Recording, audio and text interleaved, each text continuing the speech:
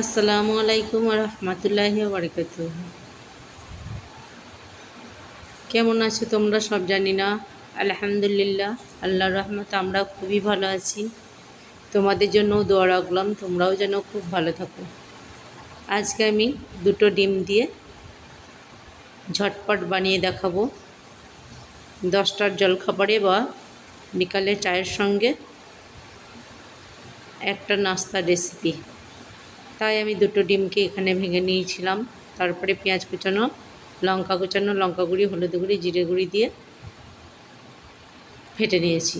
তারপরে এদিকে আমি অল্প পরিমাণ চালের গুঁড়ো আর 1 কাপ ময়দা, লঙ্কার গুঁড়ো, হলুদের গুঁড়ো, জিরের গুঁড়ো সব রকম মশলা দিয়ে আমি হ্যান্ড উইচ দিয়ে বেশ করে নিলাম। এরপরে হালকা হালকা করে পানি দিয়ে একটা মিডিয়াম ব্যাটার তৈরি করে নেব। এই ব্যাটারটা খুব গাঢ় করলেও ভালো হয় না, বা খুব পাতলা করলেও ভালো হবে না। এরপরে আমি ওভেনের মধ্যে একটা কড়াই বসিয়ে দিয়ে কড়াইয়ে দিয়ে দিলাম ডিমগুলোটা। এরপরে আমি উল্টে পাল্টে ডিমটাকে ভেজে নিলাম। এভাবে ভেজে নিবে। ভেজে নেওয়ার পর লম্বা লম্বা করে শেপ দিয়ে কেটে আর একটা মাঝ বরাবর কাট দিয়ে দিবে। তারপরে ঠান্ডা হলে ব্যাটারের মধ্যে ডুবিয়ে ছেঁকে নিতে হবে।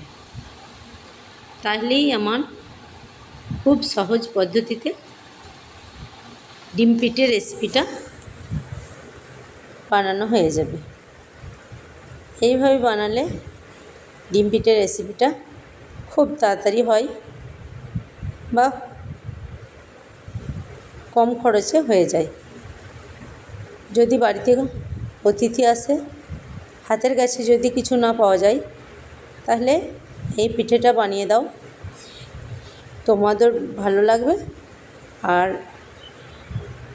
অতিথি আপ্যায়নও হয়ে যাবে। তাই আমি বলবো, নতুন নতুন ভিডিও পেতে আমার চ্যানেলটি লাইক এবং সাবস্ক্রাইব করে দিও। আমার পাশে থেকে আমাকে এগিয়ে নিয়ে যেতে সাহায্য করো। দেখো পিঠেগুলো কতটা মজাদার হয়েছে।